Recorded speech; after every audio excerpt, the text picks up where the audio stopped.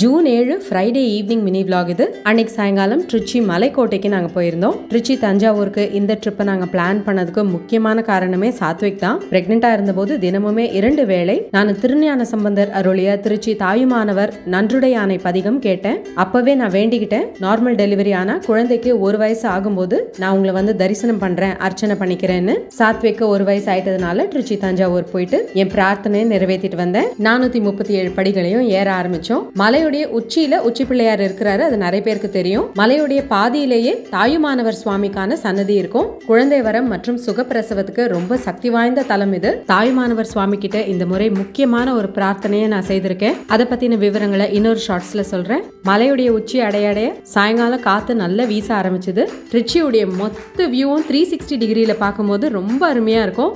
உச்சி பிள்ளையார் கோவில் வெளியில பாறைகள்ல நிறைய பேர் உட்கார்ந்துட்டு இருந்தாங்க. இந்த ஷார்ட்ஸ் உங்களுக்கு பிடிச்சிருக்கும்னு நினைக்கிறேன். பாய்.